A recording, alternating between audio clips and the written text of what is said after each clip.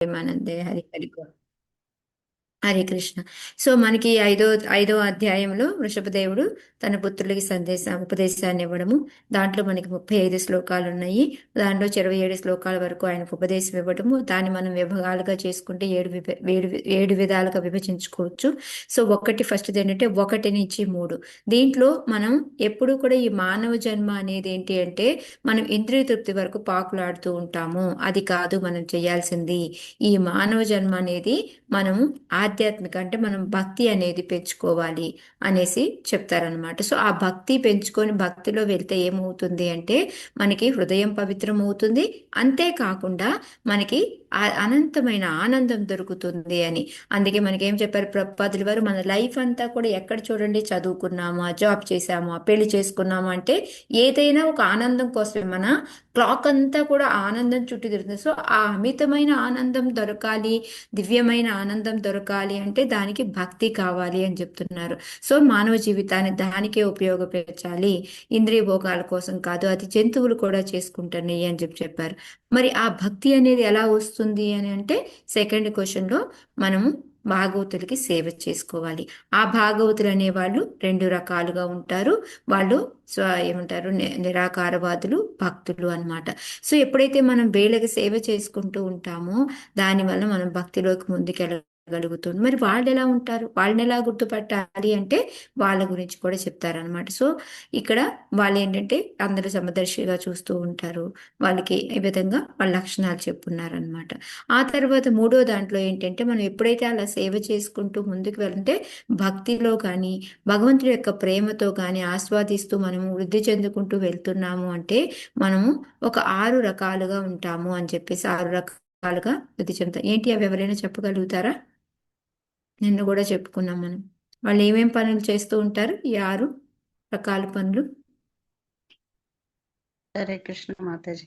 చెప్పండి. భగవంతుడు ఈ ప్రేమ అభివృద్ధి మనం ఎక్కువ దీన్ని వృద్ధి చేసుకోవాలంటే భక్తి భావనని భగవంతునికి సంబంధించిన కార్యాలు చెయ్యాలి.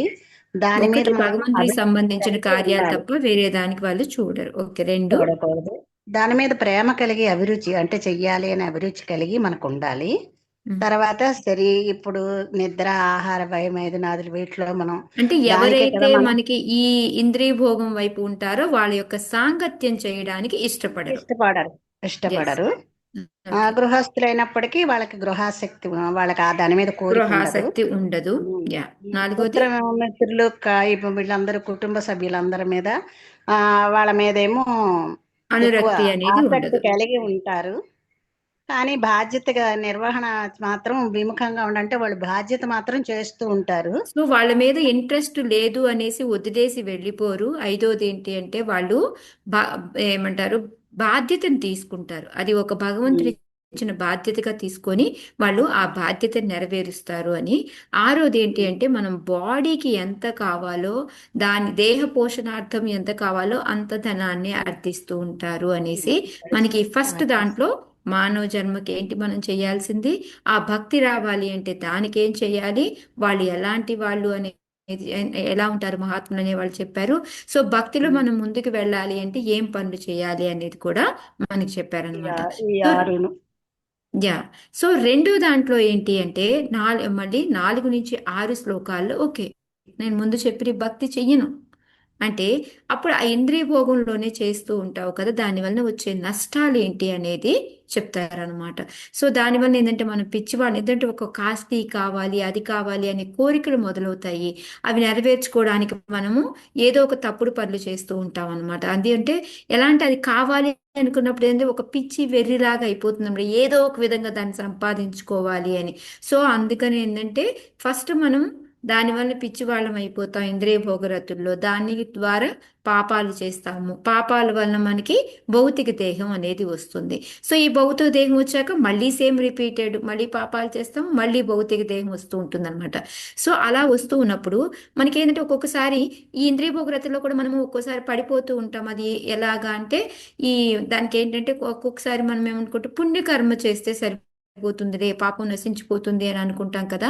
సో ఈ 2 కూడాను మంచిది కాదు మనకి అనేది మనకి రెండో శ్లోకాల్లో చెప్తారనమాట. ఎటువంటి పని కూడా ఉపయోగం లేదు అనేది మనకి చెప్తారనమాట. అలా అని మనం అక్కడ స్వర్గలోకాలకి వెళ్తాము అనుకున్నా అది ఉపయోగం లేదు అని చెప్పేసి మనకి చెప్తారనమాట.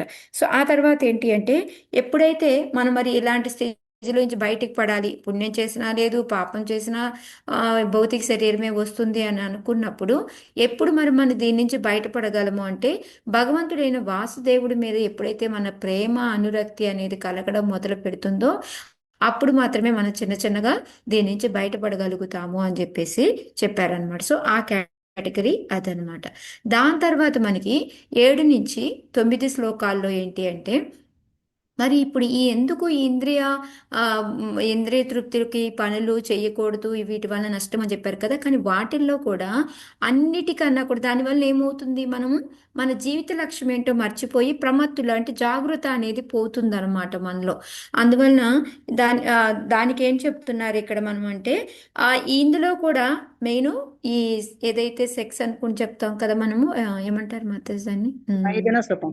మైథున మైథున సుఖం. సుఖం. Yeah, thank you Mataji. So ఈ మైథున సుఖము అనేది అన్నిటికన్నా కూడా చాలా ఇబ్బందికరమైంది అని చెప్తారనమాట.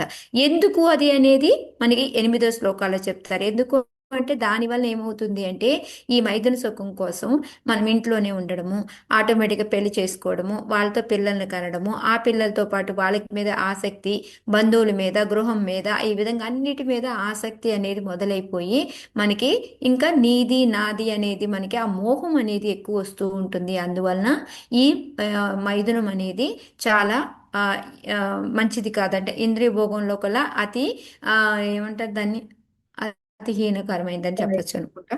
యా. సో ఆ విధంగా తీసుకోవచ్చు అనమాట. సరే మరి ఇట్లా అయితే మనం ఎప్పుడు బయటపడగలము, ఏ విధంగా అంటే, ఎందుకంటే ఎప్పుడైతే మనం పెళ్లి చేసుకుంటామో వాళ్ళతో పాటు ఆ హృదయ గ్రంథి అనేది, ఆ మైథున సుఖం అనేది మనకి ఏర్పడుతుంది. ఆ హృదయ గ్రంథిని ఎప్పుడైతే గనక మనము ఆ నాటిని, ఆ ముడిని మనం ఎప్పగలుగుతామో అప్పుడు మాత్రమే, ఆ ముడిని మనం ఎలా ఎప్పగలుగుతాము, మనం ఎప్పుడంటే ఈ మోహం అనేది ఏది ఉందో మనలో అది పోవాలి. అది ఎప్పుడు పోతుంది అంటే, భగవంతుడి మీద ప్రేమ పెంచుకుంటే పోతుంది. అప్పుడే మాత్రమే మనం మరి ఈ హృదయ గ్రంథి లూజ్ చేసుకోవడం ఎలాగా, ఈ మోహం పోగొట్టుకోవడం ఎలాగా, భగవంతుడి దగ్గరికి ప్రేమను పెంచుకొని భగవంతుడి దగ్గరికి రీచ్ అవ్వడం ఎలాగా అని అంటే, దానికి మనకి మళ్ళీ 10 నుంచి 13 శ్లోకాల్లో 25 రకాల పద్ధతులు చెప్పారు. వీటిని మనం చేస్తూ ఉంటే మన హృదయ గ్రంథి విడిపోతూ ఉంటుంది, భగవంతుడి మీద ప్రేమ అనేది వస్తుంది అనేది. దానికి నిన్న మనము ఆ 25 కూడా మనం చదువుకున్నాం. దానిలో గురువుదే ఫస్ట్ ఏంటి, మెయిన్ ఇంపార్టెంట్ ఏంటి 25లో కూడా గురువుని ఆశ్రయించి గురువు దగ్గరికి వెళ్ళడం అనేది చాలా ఇంపార్టెంట్ అన్నమాట.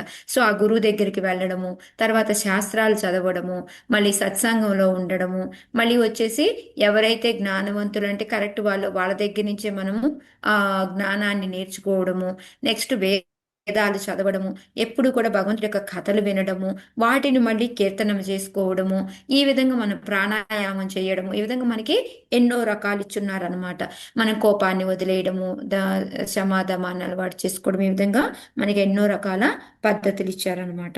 సో ఈ విధంగా మనం యోగా ప్రాక్టీస్ అనేది చేస్తూ ఉంటే, భక్తి యోగం ప్రాక్టీస్ చేస్తూ ఉంటే ఏదో ఒక రోజు మనము రిజల్ట్లో ఏమవుతుంది, మనకి మనలో ఉన్న ఈ కామ్యకర్మ రతి అనే ఆ పనులు చేయాలి అనేది, ఆ కర్మఫల కాంక్ష అనేది మనలో పోతుంది, కోరికలు అనేవి పోతే ఆ హృదయ గ్రంథి అనేది లూజ్ అవుతుంది అని చెప్పేసి చెప్తూ ఉన్నారనమాట.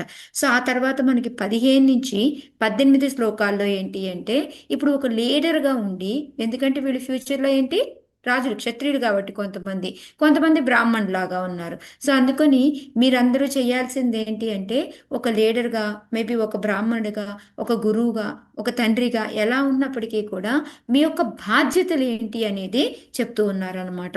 సో దాంట్లో నేను మనం 15 శ్లోకాల్లో తీసుకున్నాము. మనం ఎప్పుడైనా సరే ఎవరైనా మనకి ఏంటంటే ఆ కామ్యకర్మ రతుల్లో ఉంటే చూస్తూ ఊరుకోలేం మనం. వాళ్ళని బయటికి తీసుకురావడానికి ట్రై చేయాలి. ఒక గురువుగా కానీ, ఒక రాజుగా కానీ, ఒక తండ్రిగా కానీ బాధ్యత ఏంటి అంటే, కొడుకుకైనా, శిష్యుడికైనా, ప్రజలకైనా కూడా వాళ్ళు వినకుండా అటే వెళ్తున్నా కూడా కోపగించుకోకుండా వాళ్ళని మళ్ళీ మళ్ళీ చెప్పి ఈ పద్ధతిలోకి తీసుకురావాలి అని చెప్పేసి మనకి చెప్పారు. అంటే కామ్యకర్మ కలతులైన పనులు చేస్తూ ఉన్నారు అనుకోండి, ఏమవుతుంది, వాళ్ళు ఏం ఎగ్జాంపుల్తో పోల్చారు, 15వ శ్లోకంలో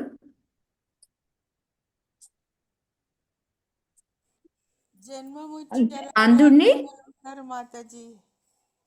హరే కృష్ణ, సారీ మాతాజీ. అంధుడు చీకట్నూతులను పడినట్లు చెయ్యడం. పడినట్టు అంటే ఏంటి, దాని మీనింగ్ ఏంటి? అసలు అతనికి ఏమీ కనిపించదు. కనిపించదు, అది ఏమి ఏమి ఈ దారిలోంచి వెళ్ళు అనగానే అతను ఏం చేస్తాడంటే వెళ్ళి ఆ నూతిలో పడిపోతాడు. అది మాతాజీ. సో అది మనకి 15వ శ్లోకంలో చెప్పున్నారు. అంటే మెయిన్గా ఒక గురువుగా కానీ, ఒక తండ్రిగా కానీ, ఒక ఏమంటారు రాజుగా కానీ బాధ్యత ఏంటి అంటే వాళ్ళు ఆ కామ్యకర్మ రతుల వైపే తిరుగుతూ ఉంటే వాళ్ళని బయటికి తీసుకురావాలి. అది ఒక మనము, లేకపోతే ఏమవుతుంది, వాళ్ళు దానిలోనే ఉంటే గనక మేమి గుడ్డివాడి గనక నూతిలో పడినా కూడా ఉపయోగం ఏముంటుంది, అంతే అలాగే ఉంటుంది. ఇంక వాడికి ప్రయోజనం ఏమీ కలగదు. ఇప్పుడు కళ్ళు లేని వాడికి ఏంటి, తీసుకెళ్ళి మన కళ్ళు బాగు చేయించి వాడికి కళ్ళు వచ్చేలాగా చేస్తే ఉపయోగం, కానీ వాడిని ఎక్కడ తోసేస్తే ఏంటి పాపం, ఎక్కడున్నా వెలుగులో ఉంచినా నీళ్ళలో ఉంచో అది ఇక్కడ మనకి చెప్పడం అనమాట. సో ఆ కామ్యకర్మ వ్రతులు పుణ్యం చేసినా పాపం చేసినా అక్కడ ఇక్కడ తిరుగుతూ ఉండాల్సిందే. సో దానివల్ల వచ్చే ఉపయోగం లేదు. అందుకని మనము వాళ్ళని ఆధ్యాత్మికంగా బయటికి తీసుకురావాలి అనేది మనం చెప్పుకున్నాం. సో ఇక్కడ 16 శ్లోకంలో ఇప్పుడు ఎందుకు వాళ్ళని అలా తీసుకురావాలి అంటే వాళ్ళు ఆ అజ్ఞానం వలన వాళ్ళు ఎలా ఉంటారు, ఎందుకు వాళ్ళని మనం ఇందులో నుంచి బయటికి తీసుకురావాలి అనేది ఇక్కడ మనకి వృషభదేవుడు చెప్తున్నారనమాట. మనం చూద్దాం 16 శ్లోకం. లోకస్వయం శ్రేయసి నష్ట దృష్టి योर्धान् समीहेत निकामकामः अन्योन्यवैरः सुकलेशहेतोः अनन्तदुःखं च न वेदमूढः. వాళ్ళ లక్షణాలు చెప్తున్నప్పుడు అజ్ఞానం యొక్క లక్షణాలు ఎలా ఉంటాయి అనేది దీంట్లో చెప్తున్నారు. చదవండి మాతాజీ ఎవరన్నా.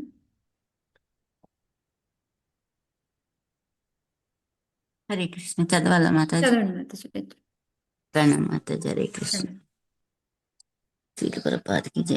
లోక స్వయం శ్రేయసి నష్ట దృష్టి యోర్ధాన్ సమీహేత నికామ కామః అన్యోన్య వైర సుకలేశ హేతో అనంత దుఃఖం చ న వేద మూఢాః. అనువాద భాషము మూఢాహ కాదు, ఓకే, మూఢః. హరే కృష్ణ. సారీ మాతాజీ. అనువాద భాషము శ్రీల ప్రభుపాద వాచ. జై. అజ్ఞాన వశమున లౌకికుడు నిజలాభమును అంటే మంగళమయ జీవన పదమును ఏ మాత్రము ఎరుగడు. కేవలము కామేచ్ఛచే బంధింపబడి ఉండి అతడు తత్ప్రయోజనాతమే యోచన కావించుచుండును. క్షణిక సుఖము కొరకు అతడు పరస్పర వైరభావము కలవాడగుచు ఆ స్వభావం వలన దుఃఖసాగరమున మునుగును. కాని అట్టి మూఢుడు ఆ విషయమునైనను ఎరుగజాలడు. Hare Krishna. Thank you. Hare Krishna. So ఇప్పుడు ఎందుకు వాళ్ళు మనం కామ్యకర్మ రతుల్లో నుంచి బయటపడేసి ఆధ్యాత్మిక వైపు తీసుకురావాలి అంటే వాళ్ళు ఏంటి అంటే అజ్ఞానంతో ఉండి వాళ్ళకి అసలు మనకి యొక్క లాభం ఏంటి, మనం ఈ మానవ జన్మ తీసుకున్నాము, దీనివల్ల లాభం ఏంటి, మనకి నెక్స్ట్ ఏం చెయ్యాలి అనేది వాళ్ళకి తెలియదు అనమాట. వాళ్ళకి నిజ లాభం మంగళమయ జీవన పదం అంటే మనం మానవులుగా జన్మ తీసుకున్నందుకు మళ్ళీ మనం బ్యాక్ టు గాడ్, మనం భగవంతుడి దగ్గరికి వెళ్ళాలి, అక్కడే మనకి నిజమైన జీవితము అనేది, దాని గురించి ఏమాత్రం తెలియదు అనమాట. అంతేకాదు అసలు ఈ భౌతిక జీవితం ఎందుకు వచ్చింది అంటే ఆనందించడానికి అనుకుంటాడే తప్ప ఎక్కడేదో మనం కష్టపడడానికి ఇక్కడ వచ్చాము, దీని నుంచి తెలుసుకొని బయటపడదాము అనేది రాదనమాట. సో అదే విధంగా ఇక్కడ ఏంటంటే ఆ కామేచ్ఛతో వాళ్ళు ఏంటంటే ఎప్పుడూ కూడా మైదన సుఖము, ఈ కోరికలు, లేకపోతే ఓన్లీ మైదన సుఖం అనే కాదు ఏదో ఒక కోరికలు అనమాట. సో దాంతో బంధింపబడి ఉంటారు. దానివల్ల ఏంటంటే అవి ఎలా నెరవేర్చుకోవాలి, ఇమీడియట్గా అయిపోవాలి, తత్ప్రయోజనార్థం ఇమీడియట్గా ఈ కోరిక వచ్చిందా దాన్ని ఎలా నెరవేర్చుకోవాలి అనేది దానికోసం ఆలోచనలోనే ఉంటారు. కానీ నాకు ఈ జీవితం ఎందుకు వచ్చింది, నేను ఇక్కడ ఎందుకున్నాను, ఎదురు వాళ్ళు ఎందుకు చనిపోతున్నారు, ఇదంతా ఒక దుఃఖ సాగరం లాగుంది, ఇలాంటిది ఏది కూడా వాళ్ళకి పట్టదనమాట. సో దానికోసం ఏముంటుంది, వైరవ భావం అంటే వాడు నాకన్నా బాగా ఎంజాయ్ చేస్తున్నాడు. అవును, ఉందా లేదా ఇప్పుడు ఇక్కడ? ఇప్పుడు తమ్ముళ్ళు ఇంట్లో వాళ్ళే కొట్టుకోవడం ఎన్నిసార్లు చూస్తున్నాం మనం. నిజమే మాతాజీ, రోజు కొట్టుకుంటున్నారు. ఎందుకు? అది వాళ్ళు ఆ క్షణిక సుఖం కోసమే. ఆ తర్వాత చూస్తే దానివల్ల ఏమీ ఉపయోగం ఉండదు. ఒక సెంటు భూమి కోసం కొట్టుకుంటారు, ఉన్న భూమి అంతా ఉంటుంది, అయినా సరే ఆ సెంటు కోసం కొట్టుకుంటారు. దాంతో వచ్చి లాభం ఏమన్నా ఉందా? దాన్ని మనతో ఎత్తుకుపోతామా? సో ఇది నిజంగా ఆలోచిస్తే తగువే రాదు మనకి. సో ఎందుకంటే ఇది క్షణిక సుఖం అంతే, అప్పటికప్పుడు నాకెంత ఉంది అనుకోవాలి అంతే. దానికోసం ఏంటంటే ఒక్కొక్కరికి ఈ తగాదాలు ఇవన్నీ కూడా వస్తూ మనం మళ్ళీ దానివల్లనే ఈ దుఃఖ సాగరంలో వచ్చి పడుతున్నాము అనే జ్ఞానం కూడా లేదనమాట. అది ఇక్కడ కానీ అట్టి మూడు ఆ విషయంనైనా ఎరగడు అంటే ఏ విషయం అంటే మళ్ళీ మనం వచ్చి ఈ దుఃఖ సాగరంలోనే మునిగిపోతాము ఈ పనులు చేస్తే అనే విషయాన్ని కూడా వాళ్ళకి తెలియదు. ఈ జీవితం ఆనందం కోసమే, సో ఏదో కోరికల్ని వాటిని ఎలా నెరవేర్చుకోవాలి అని ఇందులోనే ఉంటారు అని చెప్పేసి చెప్తాను. అంటే ఫ్యూచర్ గురించి వాళ్ళు ఆలోచించరు. అది ఇప్పుడు మనం చాలా మందిని అడగండి నెక్స్ట్ జన్మ ఎలా ఉంటుందో దానికోసం మనం ప్రయత్నించాలి అని చెప్తే మనకు వచ్చే ఆన్సర్ ఏంటి? ఎవరికైనా మనం చెప్తే చూద్దాంలే వచ్చే తర్వాత ఆన్సర్ జన్మ ఎవరు అంటారు. చూశారో ఎవరి అంటారు తెలుసు మాతాజీ నెక్స్ట్ వచ్చే జన్మ. జన్మ ఈ జన్మలో ఎంజాయ్ చేద్దాం అంటారు. చూద్దాంలే వచ్చే ఎగ్జాక్ట్. జన్మలో తర్వాత ఏం అంటారు. భగవంతుడు ఇచ్చిన ఈ జన్మను ఆనందించకుండా వచ్చే జన్మ ఆ జన్మను ఎవడు చూశాడు, నీకేం తెలుస్తుంది ఆ జన్మ గురించి? గ్యారెంటీ ఇస్తావా అని అడుగుతున్నారు. సో అదే ఇక్కడ ప్రపాదుల వారు చెప్పింది ఎగ్జాక్ట్గా సరిపోయిందా లేదా? సో అదనమాట ఇక్కడ వాళ్ళకి అందువల్లనే మనకి మూడులు అని అంటూ ఉన్నారు. సో అదే ప్రపాదుల వారు ఇక్కడ ఎక్స్ప్లెయిన్ చేస్తున్నారు అనమాట. నష్ట దృష్టి అంటే భవిష్యత్తుని గురించి వాళ్ళు అసలు ఆలోచించరు. వాళ్ళకి అది మన లైఫ్లో అది చాలా ప్రధానము. దానివల్లే మన నెక్స్ట్ లైఫ్ డిపెండ్ అయి ఉంటుంది. సో మనం నెక్స్ట్ లైఫ్ని మంచిగా తయారు పోనీ మరి అలా అన్నారు అని అంటే మరి ఇప్పుడు ఎందుకు ఈ ఎల్ఐసీలు అన్నీ కడుతున్నారు? మీ అంతటి మీరు బతికి మీరు చనిపోవచ్చు కదా, దానికి ఎవరైనా ఆన్సర్ చెప్తారా? పిల్లల కోసం మాతాజీ. అది అంతే. ఫ్యూచర్ గురించి ఎందుకు ఎల్ఐసి ఆలోచిస్తున్నారు? వాళ్ళకి పని చేయదు, ఆ వెనక వాళ్ళకే. అదే అంటున్నాను, ఫ్యూచర్ గురించి ఎందుకు ఎప్పుడో నెక్స్ట్ దాని గురించి నువ్వు ఉంటున్నావా, నువ్వు చూస్తున్నావా నీ పిల్లలు ఎలా ఉన్నారు ఏంటి అనేది? అసలు నీకెందుకు మనం మరి చూడం. ఎందుకు మరి ఎల్ఐసీలు కడుతున్నావు నువ్వు? ఏంటంటే మనం సంపాదించి వాళ్ళకి పెట్టిస్తే వాళ్ళు హాయిగా ఉంటారు అనుకోవడం, కానీ మన హాయి అంటూ మనం చూసుకోం. అది ఏంటంటే మనకి ఒక లెక్చర్లో నేను విన్నా అనమాట. వీటి దగ్గరికి వస్తే మాట్లాడరు, కానీ మనం ఏమైనా భక్తి చేయమంటే అది మాత్రం దానికి ఎన్ని చెప్తారు అనేసి చెప్తున్నారు అనమాట. సో అందుకే ఇక్కడ ఈ కర్మ ఫలాల ద్వారా మనకి దేహం వస్తుంది అనే జ్ఞానం వాళ్ళకి ఉండదు. వాళ్ళు భవిష్యత్తుని గురించి ఆలోచించరు అని చెప్పేసి ఇక్కడ దానికోసం ఏంటంటే ఈ ఇక్కడ ఉన్న కోరికలు అయిపోవాలి అని అంటే దానికోసం ఏదో తగాదాలు సృష్టించుకోవడం అది అనేది జరుగుతుంది. దానివల్ల మళ్ళీ నెక్స్ట్ జన్మలో మళ్ళీ ఇంకో జన్మ తీసుకొని రావడం ఇది జరుగుతుంది అని చెప్పి ఇక్కడ ఏం చెప్తున్నారంటే గుడ్డివాన్ని పోలినందున అదే విధంగా కర్మ చేయొచ్చు అనంత దుఃఖం అనుభవించను అని చెప్తున్నారు అన్నమాట. ఏంటంటారు ఇది?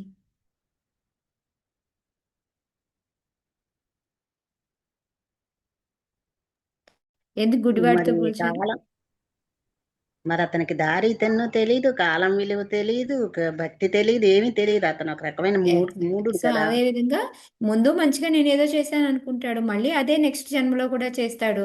అందుకని గుడ్డివాడు ఎటుపోతున్నాడో తెలియక అలాగ కొట్టుకొని పోతూనే ఉంటాడు అనమాట. అందుకని అతన్ని మూఢుడు అన్నారు అని చెప్పి వాళ్ళు ఏంటంటే కాలాన్ని వృధా చేసుకోవడం తప్ప ఇంకేమీ లేదు అని కూడా మనకి ప్రపాదులు వారు చెప్తున్నారు అనమాట.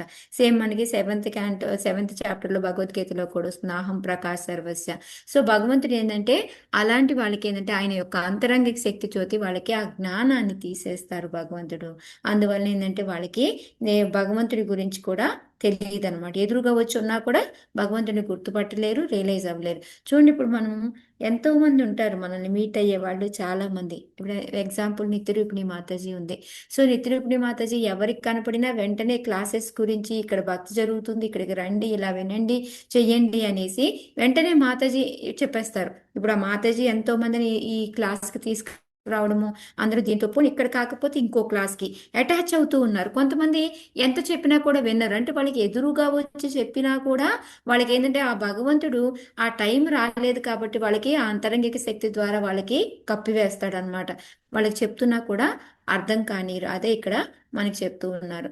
సో అందుకని వీళ్ళు ఏంటి అంటే అంధుల్లాగా ఉంటారు, వాళ్ళని అలా వదిలేస్తే అటు ఇటు కొట్టుకుపోతూనే ఉంటారు అని చెప్పేసి చెప్తూ ఉన్నారు అనమాట. అంతే వాళ్ళు అంధుని అనుసరించిన అంధుడు గోతిలో పడవలసింది. సో ఇప్పుడు వాడిని ఫాలో అయ్యి ఇంకొకటి వెళ్ళారనుకోండి ఏమవుతుంది? వాడు కూడా వెళ్ళి ఆ గోతిలోనే పడతాడు. ఈడికే రూట్ తెలియదు, ఇంకేం తీసుకెళ్తాడు రెండో వాడిని.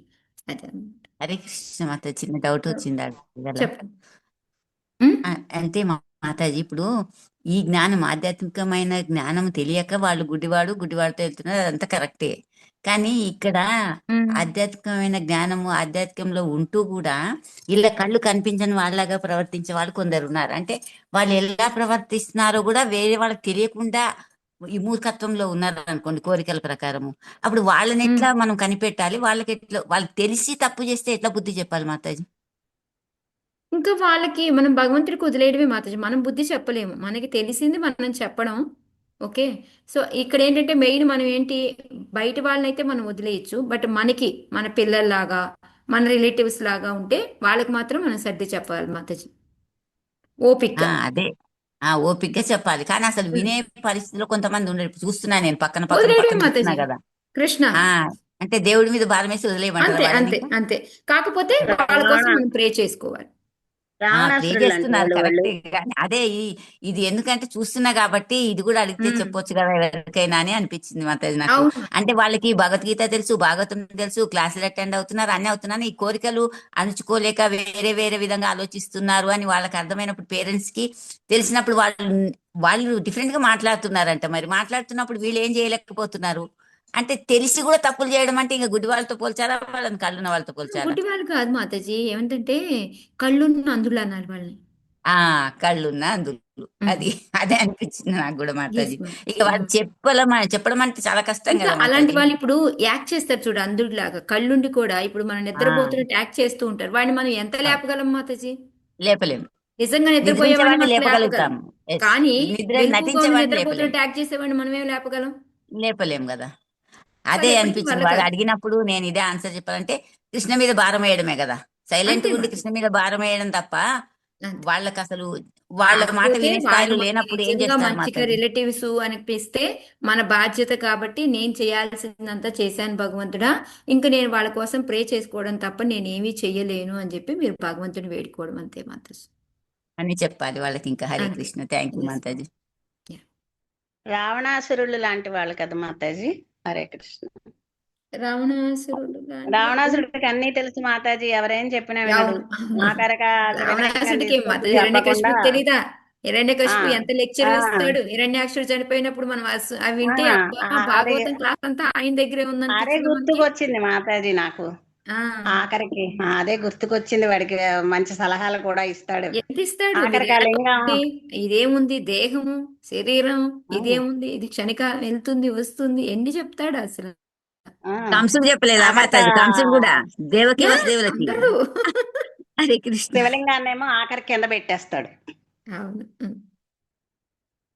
ఓకే మాతాజీ. సో ఇప్పుడు వచ్చేసి మనకి ఆ ఇంకా ఏంటి, వాళ్ళు అలా చేయడం మూలంగా వాళ్ళు ఇంకా ఇంకా ఎందులో కూరుకుపోతున్నారు, ఏ విధంగా కూరుకుపోతారు అనేది మనకి ఎందుకు ఏంటంటే ఈ శ్లోకాలన్నీ కూడా 15వ శ్లోకంలో వాళ్ళని మనం బయటికి తీసుకురావాలి. ఎందుకు తీసుకురావాలి అంటే 16లో వాళ్ళు మూర్ఖులు, వాళ్ళకి ఏమీ తెలియదు అని చెప్పారు. సో 17లో ఇంకా వాళ్ళు దానివల్ల ఇంకా ఇంకా ఫర్దర్గా ఏమైపోతూ ఉంటారు, అందుకని మన బాధ్యత ఇది అనేది మనకి చెప్తున్నారు అనమాట. ఓకే.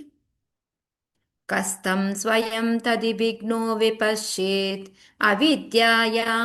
యామంతరే వర్తమానం దృష్ట్వా పునస్తం సగృణః కుబుద్ధిం ప్రయోజయేత్ ఏదుత్పదగం యథాంతం. చదవండి. హరే మాతాజీ కృష్ణ చదవండి బ్రహ్మ. మాతాజీ. నాగచంద్రిక మాతాజీ చదవండి. హరే కృష్ణ. Thank you Mataji. కస్తం స్వయం తదవిఘ్నో విపశ్చిత్ అవిద్యాయామంతరే వర్తమానం దృష్ట్వా పునస్తం సగృణః కుబుద్ధిం ప్రయోజయేదుత్పదగం యథాంతం.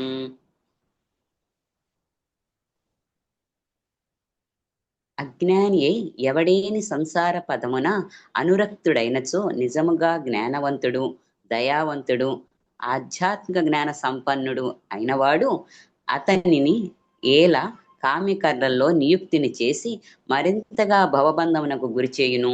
గుడ్డివాడు తప్పుదారిన చనుచున్నచో సజ్జనుడు అతనిని ఆ ప్రమాద మార్గమున కొనిసాగనివ్వవచ్చునా? ఆ పద్ధతిని అతడెట్లు ఆమోదించును? ఏ వివేకవంతుడు దయాశీలుడు దానిని అనుమతించును? Hare Krishna. Thank you. Hare Krishna. So ఇక్కడ ఏం చెప్తున్నారు వృషభదేవుడు? ఓకే, మనం చూస్తూ ఉన్నాము ఒక గుడ్డివాడు పాపం పడిపోయేదానికి అలా వెళ్ళిపోతూ ఉన్నాడు. ఆ, అప్పుడు ఏం చేస్తాం మనం?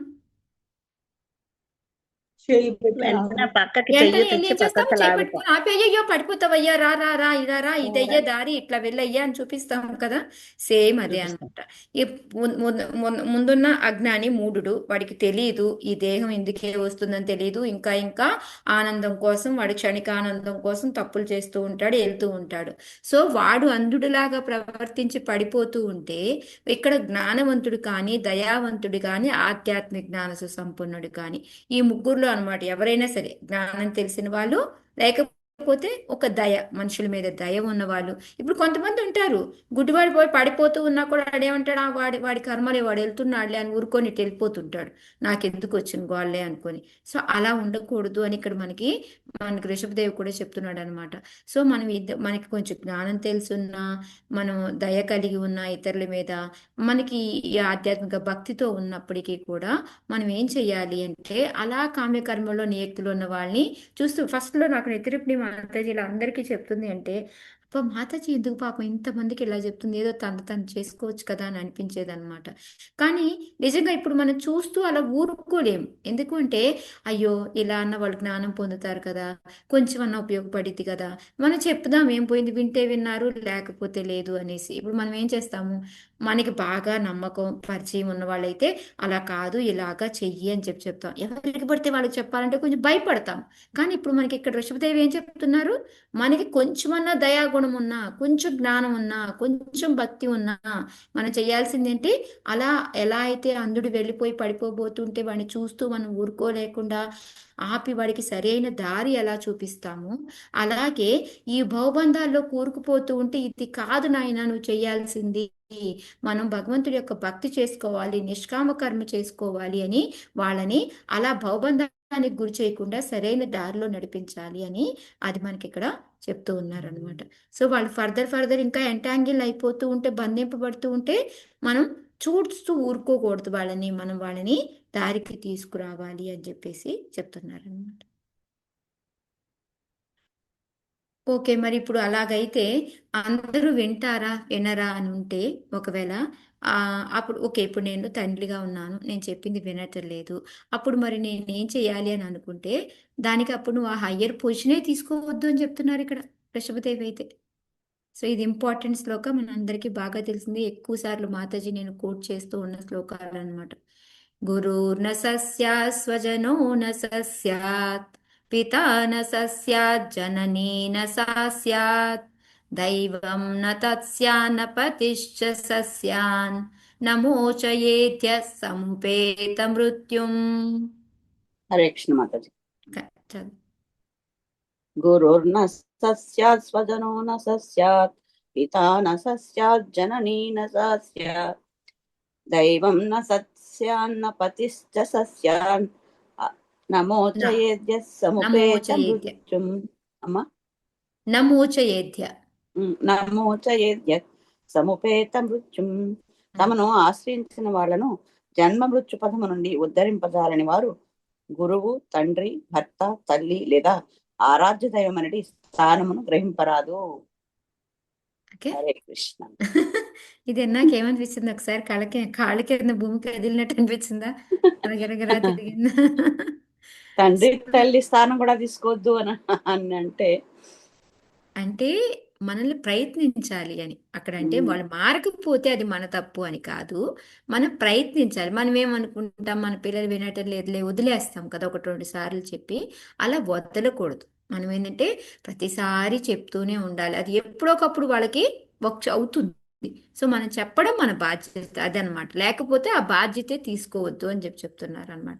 అందుకే చూడండి, ఇప్పుడు పిల్లల్ని చాలా మందిని అడిగితే పిల్లల్ని కనడానికి ఇష్టపడట్లేదు. అంటే వాళ్ళు దీని గురించి కాదులేండి, బాధ్యత తీసుకోవడానికి ఇష్టపడట్లేదు, కానీ మనం ఎప్పుడు బాధ్యత తీసుకోవాలి అంటే వాళ్ళని ఆధ్యాత్మిక ముందు తీసుకెళ్తూ జన్మ మృత్యువాది నుంచి బయటపడేయగలం అనుకున్నప్పుడే ఆ బాధ్యత తీసుకోవాలి అని చెప్పి ఇక్కడ మనకి చెప్తున్నారనమాట. అందుకని మనం గురువుగా ఉన్నా, తండ్రిగా ఉన్నా, భర్తగా ఉన్నా, తల్లిగా ఉన్నా, లేదా ఒక ఆరాధ్య దైవంగా ఉన్నప్పటికీ కూడా మనం మనం బయటపడేయలేమనుకుంటే ఆ పోస్ట్ని తీసుకోకూడదు అని చెప్తున్నారనమాట. సో ఇప్పుడు మీరు ఎగ్జాంపుల్ చెప్పండి, గురువుగా ఎవరైతే ఆ శిష్యుడు ఆ గురువుని ధిక్కరించాడు, ఎలా అయితే ఇలాగా ఆధ్యాత్మికంగా పోనివ్వట్లేదు అని తెలిసి ధిక్కరించింది ఎవరు? మీరు నిన్న చెప్పిందే బలి ఎవరు? మహారాజు. బలి మహారాజ్. ఎగ్జాక్ట్లీ సేమ్ అదే విధంగా తండ్రిని ధిక్కరించింది ఎవరు? ప్రహ్లాదుడు. ప్రహ్లాద్ మహారాజ్. ప్రహ్లాదుడు. కరెక్ట్. భర్తని ధిక్కరించింది ఎవరు? వాళ్ళు బ్రాహ్మణ స్త్రీలు ఉన్నారు కదా మాతాజీ. Exactly yes Mataji. బ్రాహ్మణ స్త్రీలు ఎవరైతే పిల్లలు కృష్ణుడికి భోజనం అనేసి వస్తారో వాళ్ళు గబగబా భోజనం పట్టుకొని వెళ్తారు. అది తెలుసు వాళ్ళకి బ్రాహ్మణులు ఇవ్వలేదు, భర్తలను జవదాటి మనం వెళ్ళకూడదు అని అనుకున్నప్పటికీ కూడా అక్కడేంటి, ఇది ఆధ్యాత్మికమైనది, భగవంతుడి కన్నానా అని చెప్పి వాళ్ళు వెళ్ళిపోతారు అనమాట. అది నెక్స్ట్ తల్లి. రామానుజాచార్యులు గారిని కూడా చెప్పచ్చు ఎస్ ఆయన గురువు. ఎస్ మాతాజీ. ఎస్ వాళ్ళకి మంచి జరిగితే మంచి పర్వాలేదు జరగాలి అని అని ఆధ్యాత్మికంగాని గురువు చెప్పింది వినలేదు, అది గురువు దగ్గర తీసుకోవచ్చు. అది మనం రామానుజాచార్య. అది గురువుగానికి యా. ఎగ్జాంపుల్ కదా. తల్లి. తల్లికి భరతుడు మాతాజీ, కానీ ఏ భరతుడు అని నా డౌట్ మాతాజీ, అది కొంచెం క్లియర్ చేయరా? యా భరతుడు కైకేయి రామాయణం చెప్పింది వినలేదు కదా. రామాయణంలో భరతుడే కదా మాతాజీ. నాకు Yes, అదే exactly. అనిపించింది నేను చదివినప్పుడు. ఎందుకంటే కైకేయి చెప్పింది వినలేదు కదా, నువ్వు పట్టాభిషేకం చెయ్యి నీ మంచి కోసం అని అంటే ఆమె ఏమంది, ఆయన ఏమన్నాడు, అది ఆధ్యాత్మికంగా ఏం కాదు, నాకు ఆ, రాముడే ఎక్కువ అనేసి ఏమో రాముడి అనేసి వెనక ఆయన వెళ్ళి కాదు అని వెళ్ళిపోతాడు. తెచ్చి చెప్పులు పెడతాడు కదా. సో తల్లిని ధిక్కరించడానికి కూడా వెనకాడలేదన్నమాట. సో నెక్స్ట్ ఆరాధ్య దైవం. ఆరాధ్య దైవానికి ఎవరు ఎగ్జాంపుల్? ఖట్వాంగ మహారాజ్.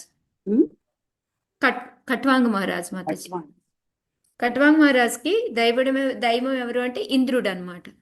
ఇంద్రుడు ఏం చెప్తాడు, ఎంజాయ్ చెయ్యి ఎక్కడ అంటే, నాకు మిగిలింది ఎంత 45 నిమిషాలే, ఒక ముహూర్తం టైమే, నేను వెళ్ళాలి అని చెప్పి గబగబా వెళ్ళిపోతాడు కదా ఎంజాయ్ చేయకుండా.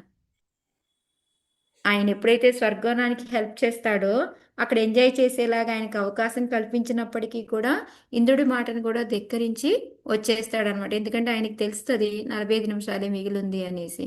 సో అందుకొని ఈ విధంగా ఏంటంటే ఒక్కొక్కరికి మనకి ఒక్కొక్క ఎగ్జాంపుల్ ఉన్నారనమాట. సో మనకి అలాగే స్వజన అంటే బంధువులు, మన రిలేటివ్స్ లాగా ఎవరైనా ఉన్నారు అంటే దానికి ఎవరిని తీసుకోవచ్చు మనం? అన్నాదమ్ములు అట్లా. రామాయణం విభీషణుడు. రావణుడు చెప్పిందనమాట. సో ఈ విధంగా మనకి ఎంతో మంది ఎగ్జాంపులరీ ఉన్నారనమాట. అలాంటప్పుడు ఆ బాధ్యతను ధిక్కరించి వాళ్ళు వచ్చారు. బట్ ఇక్కడేం చెప్తున్నారంటే ఆ బాధ్యతకి మీరు వర్తులు కారు. ఇక్కడేమో మనకి ఎగ్జాంపుల్ ఏమి చెప్పుకున్నాం మనం, వాళ్ళు ధిక్కరించి వచ్చారు. బట్ కానీ ఆ పోస్ట్కి మీరు సూటబుల్ కాదు, వాళ్ళు అలా వదిలేసి వెళ్ళడంలో తప్పు లేదు అనేది మనం ఇక్కడ చెప్పుకుంటున్నాం అనమాట. పండర్నాథ్ అని చెప్పకూడదా మాతాజీ? పండర్నాథ్. ఎవరమ్మా? పండర్నాథ్ ఆయన నేను రమ్మనమంటే ఉమ్. దేవుడు బయట వచ్చి ఇటుక రాయి చేసేసి అక్కడి నుంచి అంటాడు, ధిక్కరించినట్టే కదా. వెయిట్ చెయ్యి, నేను తల్లిదండ్రులు సేవ చేస్తున్నాను అంటాడు కదా. అవునవును.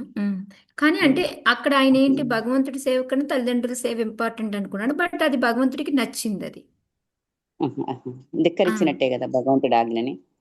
భగవంతుడి ఆజ్ఞన. బట్ అది స్పిరిచువాలిటీకి ఏం ధిక్కరించినట్టు కాదు కదా మాత, తల్లి తండ్రి సేవ చేయడం కోసమే కదా. మాతాజీ దుర్యోధనుడు కూడా అనుకోవచ్చా మాతాజీ? ఎవరమ్మా? దుర్యోధనుడా? అతడు కూడా ఎవ్వరి మాట వినడు కదా, దేవుడే ఎదురుగా పెట్టుకొని కూడా అసలు ఏం మాటనే వినడు కదా. దుర్యోధనుడు దేవుడి కోసం ధిక్కరించింది ఎవరిని మాతాజీ? కాదు, కృష్ణుడు ఉంటాడు కదా మాతాజీ, వాళ్ళతోటే కదా. ఎవరికైనా అర్థమవుతుందా మాతాజీ ప్లీజ్? అంటే దుర్యోధనుడు కూడా అట్లాగే కృష్ణుని మాటల్ని ధిక్కరిస్తాడు కదా మాతాజీ. అందుకోసం మాతాజీ తను మీడియేటర్ గా వస్తాడు కదా మాతాజీ, యుద్ధాన్ని ఓకే అది చెప్తున్నారు. అప్పుడు అతను అప్పుడు కూడా కట్టేయాలని చెప్తాడు. చెప్పుకుంటుంది ఏంటి మాతాజీ, ఆధ్యాత్మిక. హరే కృష్ణ. వాయిస్ పోయింది మాతాజీ. మీ వాయిస్ రాలేదు మాతాజీ. ఇక్కడ ప్రయారిటీ భగవంతుడు. అది ఆధ్యాత్మికత్వాన్ని కోసం వేరే వాళ్ళని ఆధ్యాత్మికత వైపే వెళ్ళాలి అని వాళ్ళు ధిక్కరించారు. భగవంతుడిని ధిక్కరిస్తాడు కదా మాతాజీ.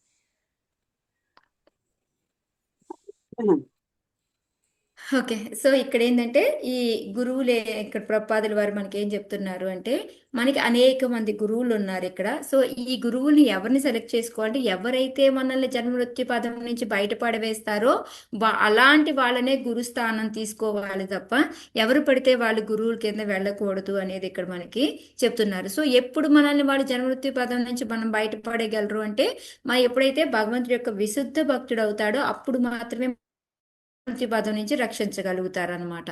అందుకనే ఇక్కడ అలాంటి వాళ్ళని చూసుకొని మనము సెలెక్ట్ చేసుకోవాలి. అంతేగాని ఎవరిని పడితే వాళ్ళని గురువు కింద తీసుకుంటే మనకి ఈ స్టేజ్ వస్తుంది అనేది మనము చెప్పలేము అనేది ఇక్కడ మనకి ఫస్ట్ పారాగ్రాఫ్లో చెబుతున్నారు అనమాట.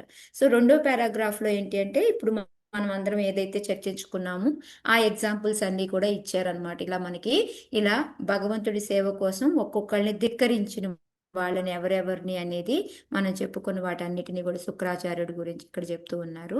సో ఎందుకు అంటే భగవంతుడు ఏం చెప్పారు, దానం అడిగినప్పుడు ఆయన నువ్వు ఇలా ఇవ్వద్దు ఎందుకంటే మొత్తం ఎత్తుకుపోతాడు అని అంటే అప్పుడు ఈయనేమని చెప్తున్నాడు మనకి ఎత్కరోష్ యదస్నాసి. భగవంతుడు ఏం చెప్పాడు మనకి 9.29లో 27లో ఎత్కరోష్ యదస్నాసి జూహోషి దదాసి తపస్యసి కౌంతేయ తత్కురుష్వ మొదప్పుడు ఏది తిన్నా ఏం చేసినా ఏది చేసినా మొత్తం నాకు అర్పించండి అని చెప్పాడనమాట. కానీ ఇప్పుడు అది చేస్తాను అంటే ఇక్కడ ఈయన అడ్డుపడుతున్నాడు కాబట్టి అందుకని గురువుగా ఆయన నిరాకరించి ఆయన ముందుకు వెళ్ళిపోయాడు. అది ఇక్కడ మనకి చెప్తూ ఉన్నారు. నెక్స్ట్ ఒక్కొక్క దానికి ఒక్కొక్క ఎగ్జాంపుల్ ఇప్పుడు మనం చూసినవన్నీ కూడా అదే అనమాట ఇక్కడ ప్రభుపాదుల వారు చెప్పింది. ఓకే. సో మెయిన్ ఏంటంటే మనము ఒక రక్షణ భారం తీసుకున్నాము అంటే వాళ్ళని ఫ్యూచర్ కూడా మనం ఎలా అయితే మనం ఇందాక మనం చెప్పుకున్నట్టు LIC ఇన్సూరెన్స్ పాలసీ కట్టి మనం లేకపోయినా వాళ్ళకి డబ్బులు వస్తాయి, వాళ్ళు దాంతో సుఖంగా ఉండగలుగుతారు అని ఎలా అయితే అనుకుంటున్నాము, ఈ ఫ్యూచర్ సెక్యూరిటీ కాదు మనం అసలు ఇవ్వాల్సింది. అసలైన ఫ్యూచర్ సెక్యూరిటీ వాళ్ళు చనిపోయిన తర్వాత కూడా అది వాళ్ళకి ఎలా ఉపయోగపడుతుంది అనేది అలాంటి సెక్యూరిటీ ఇవ్వాలి అనేది మెయిన్గా ఇక్కడ మనకి ప్రభుపాదుల వారు చెప్తున్నారు అనమాట. ఇదం శరీరం మమ దుర్విభావ్యం సత్వం హి మే హృదయం యత్ర ధర్మః పృష్ఠే కృతో మే యదధర్మ ఆరాత్ తతో హి మాం వృషభం ప్రాహురార్యాః. చదవాలా మాతాజీ? హరే కృష్ణ. చదవండి కృష్ణవేణి మాతాజీ, మీరు చదివేదేనా పడదు మాకు, చదవండి. మీరు ఫోన్ మార్చండి మాతాజీ, మీకు తొందరగా ఫోన్ రావాలని నేను కోరుకుంటున్నాను భగవంతుడిని. హరే కృష్ణ. ఇదం శరీరం మమ దుర్విభావ్యం సత్వం ఇమే హృదయం యత్ర ధర్మః పృష్ఠే హరే కృతో కృష్ణ చదవాలా మాతాజీ? ఆరా దతో హి మాం వృషభం ప్రాహురా. హరే కృష్ణ మాతాజీ చదువుతుంది ఆ మాతాజీ, ఆల్రెడీ ఉండండి. ఈయనొస్తలేదు మాతాజీ, అదే అందుకే కదా మా అడిగినా. ప్రాబ్లం కూడా. ఓకే మాతాజీ. నా దివ్య దేహం వినిపిస్తలేదా మాతాజీ? చదవండి లైట్గా వినిపిస్తుంది. నా దివ్య దేహము సచ్చిదానంద విగ్రహము మానవ రూపము వల్లే గోచరించినను భౌతికమగు మానవ దేహము కాదు, అది అచింత్యమైనది. ఇచ్ఛానుసారమే నేను దేహమును గ్రహించి తిని కానీ ప్రకృతి వశుడనై కాదు. నా హృదయము కూడా ఆధ్యాత్మికమే. భక్తుల శ్రేయస్సు గూర్చే నేను ఎల్లప్పుడూ తలపోయిదును. కనుకనే భక్తులకు ఉద్దేశింపబడిన భక్తి యోగము నా హృదయమందే గోచరించును. అధర్మమును భక్తిరహిత కర్మలను హృదయము నుండి నేను తరిమివేసి తిని అవి నాకు రుచింపవు. ఈ దివ్య గుణముల వలన జనులు కింద కనిపిస్తలే మాతాజీ. ఈ దివ్య గుణముల వలననే జనులు సాధారణముగా నన్ను వృషభదేవుడని సర్వశ్రేష్ఠుడు పిలుతురు. మాతాజీ హరే కృష్ణ వినిపించిందా మాతాజీ ఎవరికైనా? ఓకే. సో ఇక్కడ ఏంటి అంటే మనకి thank you Krishna Mataji. So ఇక్కడ మనకి ఏం చెప్తున్నారంటే 19-20 శ్లోకాల్లో ఏంటి అంటే లీడర్గా మనం చేయాల్సిన క్వాలిటీస్ ఏంటి, మనం లీడర్గా అర్హతగా మనం సంపాదించాలి అంటే ఆ బాధ్యత తీసుకున్నాము అంటే వాళ్ళ జన్మృత్యు జరా వ్యాధి నుంచి బయటపడేయాలి అని చెప్పారు కదా. చెప్పిన తర్వాత ఇప్పుడు మనం వాళ్ళని ఆధ్యాత్మికంగా చేయాలి అంటే భగవంతుడు ఎవరు, ఎవరికి సేవ చేయాలి ఏంటి అని వీళ్ళకి డౌట్ వస్తుందేమో అనేసి ఇక్కడ ఆయనే చెప్తున్నారు అనమాట. ఋషభదేవుడు నా దివ్య దేహము అంటే భగవంతుడు ఎప్పుడైతే ఉంటాడో ఆయన ఇక్కడ నేనే భగవంతుడిని. ఒక్కొక్కసారి ఏంటంటే మానవ రూపంలో వస్తారు, వచ్చినా కూడా వాళ్ళది మానవ దేహం కాదు, భౌతికంగా ఉండే మానవ దేహం. ఎందుకంటే మన దేహం దేంతో ఏర్పడుతుంది, మన దేహం పంచభూతాలతో దేంతో ఏర్పడుతుంది. ఏర్పడుతుంది, పంచభూతాలతో ఏర్పడుతుంది. పంచభూతాలతో ఏర్పడుతుంది. కానీ భగవంతుడిది అలా కాదనమాట. అందుకని అది అచింత్యమైనది అని చెప్పి, అందుకని అంతేకాకుండా ఇప్పుడు మనం ఎక్కడ పడితే అక్కడ జన్మ తీసుకోవాలి, ఎలాంటి అవతారం తీసుకోవాలి అనేది మన చేతుల్లో ఉందా? నేను నెక్స్ట్ టైం నేను లేదు మాతాజీ, మంచి మంచి లేదు. సింగర్ అవ్వాలా, లేదు నేను మంచి హీరోయిన్ ఇంట్లో పుట్టాలా, లేకపోతే అట్లా కాదు. ఏ కోరిక అంటే మన వల్ల కాదు. మనం ఎక్కడ జన్మ తీసుకోవాలి, మనం ఏ రకంగా తీసుకోవాలి, జంతువులాగా మనిషిలాగా అనేది కూడా లేదు. కానీ భగవంతుడికి అవసరానికి అనుగుణంగా ఆయనకి ఏ విధంగా రావాలనిపిస్తే దానిలాగా వస్తాడు. సో మనకి ఈ దశ అవతారాల ఎగ్జాంపుల్స్ తీసుకోవచ్చు, మనం ఎన్నో తీసుకోవచ్చు అన్నమాట. సో అందుకని భగవంతుడు ఏదైనా అవతారం తీసుకొని వచ్చినప్పటికీ కూడా ప్రకృతికి వశుడై ఉంటాడు. ఆయన ప్రకృతి ఆడించినట్టుగా మాయాదేవితో ఆడబడ్డనమాట. మాయాదేవి ఈయన కింద ఆడాలి తప్ప ఆయన ఉండదన్నమాట. అది ఇక్కడ మనకి చెప్తుంది. సో అంతేకాకుండా ఏంటంటే నా హృదయం కూడా ఆధ్యాత్మికమే అని చెప్పి చెప్తున్నారు. సో అందులో కూడా హృదయం ఎప్పుడూ కూడా ఏం చేస్తూ ఉంటుంది, మన అందరి శ్రేయస్సు కోసం, అందరికన్నా కూడా భక్తుల శ్రేయస్సు ఎక్కువగా ఆలోచిస్తారు. అలా అని మన మిగతా వాళ్ళందరినీ వదిలేస్తాడా భగవంతుడు? లేదు వాళ్ళ వదిలేడు అందరి మాతాజీ. అందరి గురించి కోసం ఆలోచిస్తారు ఆలోచిస్తాడు. మాతాజీ. సో అందుకే ఈ ఇన్ని అవతారాలు తీసుకొని రావడానికి కారణం ఏంటి, ఎందుకంటే ఈ విధంగానే నన్ను తలుచుకుంటూ మళ్ళీ కొంచెం భక్తిలో ముందుకు వస్తారు అని ఆయన ఒక్కొక్క అవతారంలో ఒక్కొక్క పనులు చేసి ఆ గొప్పతనం మాట్లాడుకుంటూ ఉన్నా కూడా సరిపోతుంది అని. అందుకని ఇక్కడ ఆయన హృదయం ఆధ్యాత్మికము, దాంట్లో ఎప్పుడు ఏంటంటే భక్తుల శ్రేయస్సు గురించి ఎప్పుడు కూడా తలుచుకుంటూ ఉంటాను నేను అని చెప్పేసి.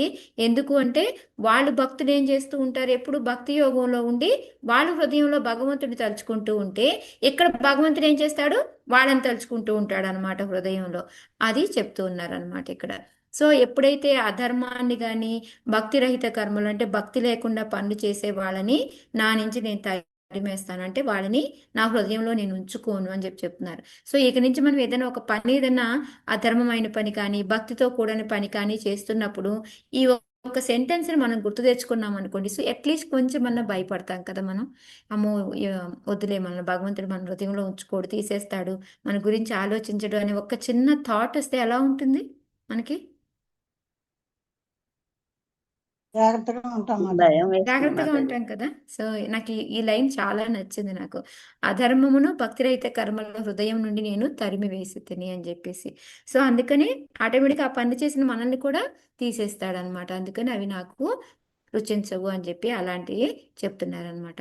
సో ఇంకా ఇవన్నీ కూడా, ఈ గుణాలు ఇవన్నీ కూడా నాకున్నాయి, నేనే భగవంతుణ్ణి అనేసి, అందువల్లే నన్ను అందరూ కూడా సాధారణమైన జనులు కూడా ఋషభదేవుడు అందరికన్నా సర్వశ్రేష్ఠుడు అనేసి నన్ను పిలుస్తూ ఉన్నారు అని చెప్పి. సో ఇక్కడ ఓవరాల్గా ఏం చెప్తున్నారు, భగవంతుడు అనేవాడు మామూలుగా వచ్చినప్పటికీ కూడా మానవ రూపం తీసుకొని వచ్చినా కూడా ఆయన ఎప్పుడు కూడా ఆధ్యాత్మిక శరీరమే ఉంటుంది, ప్రకృతికి వశముడై ఉండడు.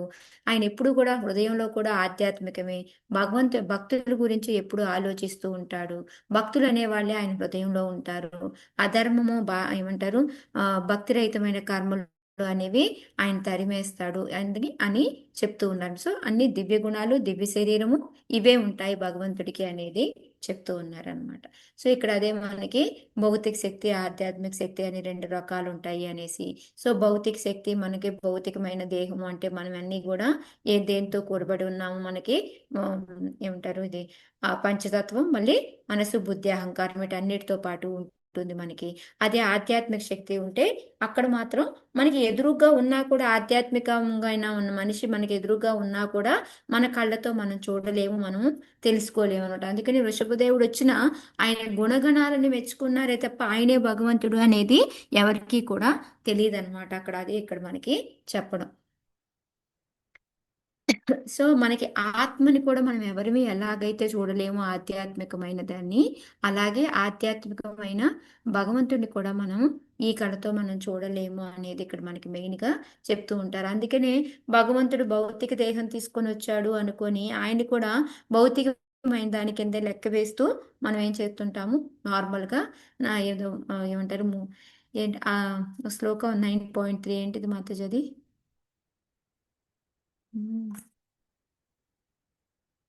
వాళ్ళందరూ భగవంతుడు మానవ రూపం తీసుకొని వచ్చారని నవ్వుతూ ఉంటారు. ఇక్కడే ఉంటది, ఇందులోనే ఉంటుంది. జన్మ యా. కర్మ సుమేధం అవజానంతి మామూఢ, సారీ అవజానంతి మామూఢ మానుష్యం తనుమాశ్రితం పరంభావం అజానంతో మమ భూత మహేశ్వరం.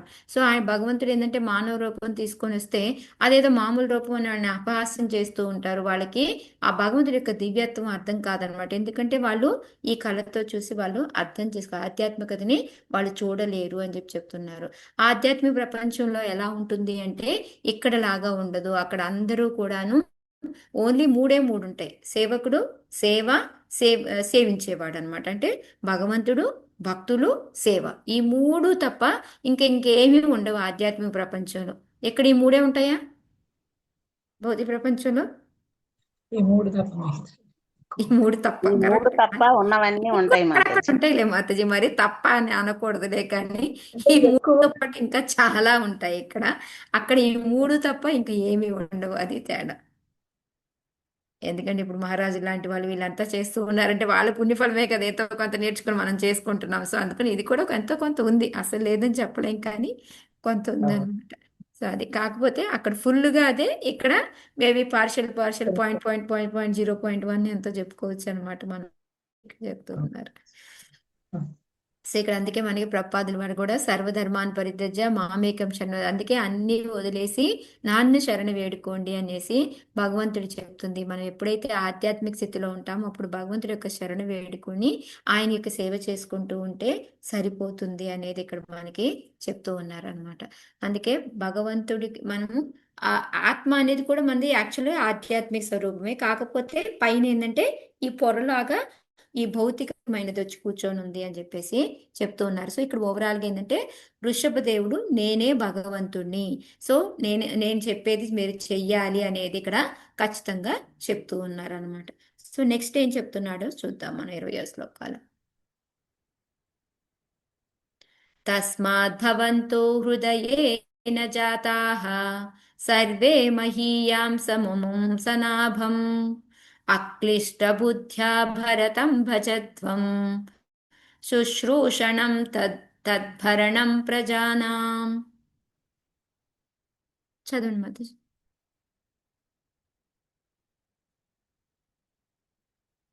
హరే కృష్ణ. హరే కృష్ణ మాతాజీ.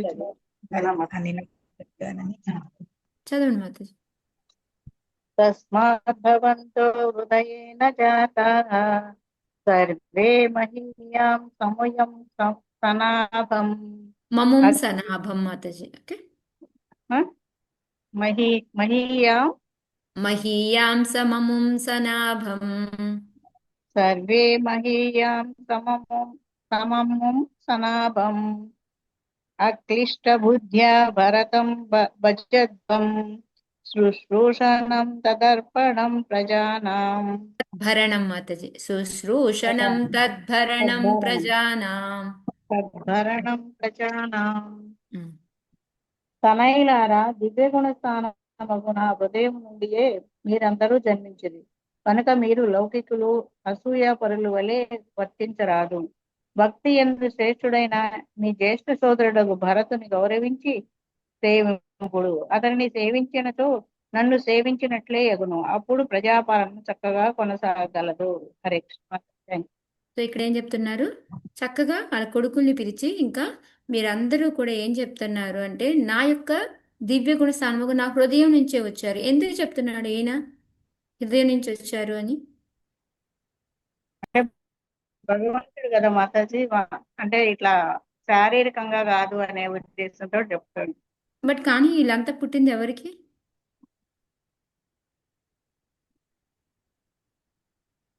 జయంతి కడుపులో కదా పుట్టారు వీళ్ళంతా. అవును మాతాజీ, కానీ అంటారు మాతాజీ, అంటారు మాతాజీ, ఆత్మావై పుత్రనామాసి అంటారు కదా. ఉమ్. అంటే అవి ఆత్మలోని తాలూకా కోరిక బట్టే కదా అప్పుడు వాళ్ళకి అలా అని జననం. కాదు మాతాజీ, అంటే ఎక్కువగా ఏంటి అంటే మనకి ఏ కోరిక అయితే హృదయంలో ఉంటుందో ఆ టైంలో మనం మైథున సుఖం చేసినప్పుడు ఆ వీర్యము అదే లక్షణాలతో, అందుకే కదా మనకేం చెప్తారు, ఆ ఎప్పుడైతే ఎప్పుడు వ్యాసదేవ్ గనుక వెళ్ళినప్పుడు ఆమె ఏం చేస్తుంది, కళ్ళు మూసుకుంటుంది అతన్ని చూసి. అందుకని ఏమవుతుంది, వచ్చిన పుత్రుడు ఎలా పుడతాడు, గుడ్డివాడు. గుడ్డివాడిగా గుడ్డివాడు పుడతాడు. ఇంకొక ఆమె ఏంటి, అంబికాదేవి భయపడతా ఉంటుంది. అందువలన పాండురాజు పాండురాజు పాండురోగం ఎలా పుట్టాడు, వణుకుతోటి అలా పుట్టాడు పాండురాజు అనమాట. సో ఎప్పుడైతే ఇంకా లాస్ట్ టైం ఇంకా ఇట్లా కుదరదు అని చెప్తే, ఎప్పుడైతే దాసి వెళ్తుందో ఆమె ఏంటి హ్యాపీగా ఆయనతో ఉంటుంది. అప్పుడు ఏమవుతుంది, విదురుడు పుడతాడు అన్ని లక్షణాలతోటి, మంచి లక్షణాలతోటి. సో అందుకని ఏంటంటే మనం ఆ టైంలో ఏ లక్షణాలతో ఎలా ఉంటామో, మన హృదయంలో ఎలాంటి కోరికలు ఉన్నాయో దాని ప్రకారంగా ఆ వీర్యం అనేది వస్తుంది. దానివల్లే పిల్లలు అలా పుడతారు అని చెప్తారు అనమాట. అందుకని ఇక్కడ భగవంతుడు కూడా ఏం చెప్తున్నాడు, నా హృదయం నుండి మీరు వచ్చారు, మీరందరూ కూడా ఆధ్యాత్మికంగా మంచి వాళ్ళు. ఎందుకంటే భగవంతుడు ఏం చేస్తాడు, ఎప్పుడు హృదయం పవిత్రంగా ఉంటుంది. సో ఆయన కూడా పిల్లలందరూ కూడా ఆధ్యాత్మికంగా ఉన్న వాళ్ళే పుడతారనమాట ఆయనకి. అందుకని హరే అట్లా కృష్ణ మాతజీ, నేనేమనుకున్నానంటే చెప్దాం అనుకున్నా, అంటే వసుదేవుడి నుంచి దేవకి మాతకి ఎలాగా ట్రాన్స్ఫర్ అయిందో హృదయం నుంచి, ఈయన భగవంతుడి అంశే కదా, అలా అయిందేమో అనుకున్నాను మాతజీ. మీరు చెప్పినంత వరకు నాకు తెలియదు. హరే కృష్ణ. కింద ప్రపాదులు వారు చెప్పింది, ఇది నేను చెప్పింది కాదులే కానీ. ఓకే. సో ఇక్కడ ఏంటంటే మీరేంటంటే లౌకికులు అసూయాపరుల వల్లే వర్తించరు. అది ఎందుకంటే లౌకికులు అసూయాపరులు ఎందుకు అన్నారంటే, ఇప్పుడు మీరు 100 మంది కలిసి ఈ రాజ్యం కోసం కొట్టుకోవడము, గిచ్చుకోవడము ఇలాంటివన్నీ చేసుకుంటే ఏమవుతుంది, ఈ లౌకికులు అసూయాపరులు అదే కదా చేస్తారు. వాడికి ఎక్కువ వచ్చింది, నాకు తక్కువ వచ్చింది, మాకెందుకు అని కొట్టుకోవడాలు ఇవన్నీ కూడా ఎందుకు అవుతాయి. వెనకటి రోజుల్లో ఉమ్మడి కుటుంబాలు ఎంత చక్కగా ఉండే, ఇప్పుడు ఎందుకు ఇమ్మడలేకపోతున్నాయి, దీనివల్ల ఇమ్మడలేకపోతున్నాయి. సో అందువల్ల ఏంటంటే వాళ్ళలాగా వర్తించద్దు. ఇంకా ఏంటి అంటే, మీ ఎవరైతే ఈ జ్యేష్ఠ సోదరుడు అంటే మీ అందరూ కూడా ఆధ్యాత్మికులే, కానీ మీ అందరిలో కన్నా కూడా బెస్ట్ వాడు ఎవరయ్యా అంటే భరతుడు అనమాట. సో అందుకని ఆయన్ని గౌరవిస్తూ ఆయన్ని సేవించండి. సో అప్పుడు ఆటోమేటిక్గా నన్ను సేవించినట్టే. అందుకేంటి, భక్తుని సేవిస్తే భగవంతుడిని సేవించినట్టే అనమాట. అందుకే ఏం చెప్తారు మనకు, ఒక్కొక్కసారి భగవంతుడి సేవ కన్నా కూడా ఎవరి సేవ ఇంపార్టెంట్, భక్తుల భక్తుడి సేవ సేవ ఇంపార్టెంట్. ఓకే, మనకి 2 ఆప్షన్స్ వచ్చాయనుకోండి, మనం వెంటనే భక్తుడి సేవకే మనం చూస్ చేసుకోవాలన్నమాట. అది ఇక్కడ. అందుకని నన్ను సేవించినట్టే, భరతుడిని కనుక గౌరవించి ఆయనకి సేవ చేశారు, హెల్ప్ చేశారు అంటే నన్ను సేవించినట్టే అని చెప్పేసి ఇక్కడ చెప్తూ, అలా మీరు ప్రజాపాలన చక్కగా కొనసాగి. ఎందుకు ఇది చెప్పారంటారు చెప్పండి నాకు. ఇప్పుడు ఇదంతా కూడా ఎందుకు వాళ్ళందరికీ చెప్పారు, భరత మహారాజు గొప్పతనం చెప్పి భరత మహారాజు హెల్ప్ చేయమని ఎందుకు చెప్పారంటారు.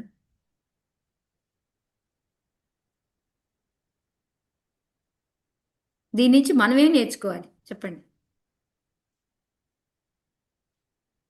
అందరితో అణుకువగా ఉండటం, అంటే భక్తులు అనుకువగా ఉండడం, ఇంకా ఈర్ష్య ఉండకుండా ఉండాలా మాతాజీ? ఈర్ష్య ఉండాలి, ఇంకా అన్నదమ్ములు కలిసి ఉండాలి, కలిసిమెలిసి ఉండాలి. అన్నదమ్ములు కలిసిమెలిసి ఉండాలి, ఇంకా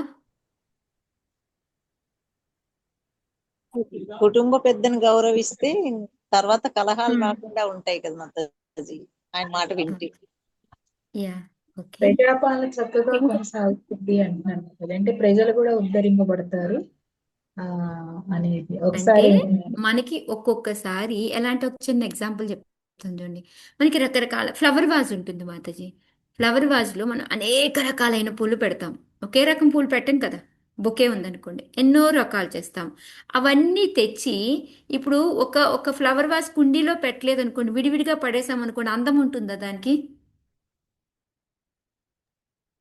మాతాజీ వాటిని అన్నిటినీ చక్కగా ఒక కుండీలో పెట్టి అమరిస్తే ఎంత అందం వస్తుంది దానికి.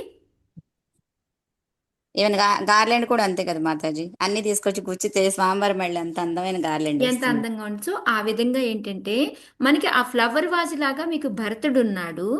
ఆ భరతుడితోటి మీరందరూ కనుక కలిసికట్టుగా పని చేశారనుకోండి, అది మీకు ఉపయోగపడుతుంది, ప్రజలకు ఉపయోగపడుతుంది. అంటే ఏంటంటే మనందరం కలిసికట్టుగా పని చేయాలి అంతేకాని ఎవరిది వాళ్ళే నాది నాదే అనుకొని చేస్తే లాభం లేదు. ఇప్పుడు నాకు ఈ 5 వేళ్ళు ఉన్నాయి, ఏ వేలుకి ఆ పనే చేస్తాను, నేను కలిపి చెయ్యను అంటే ఏమవుతుంది?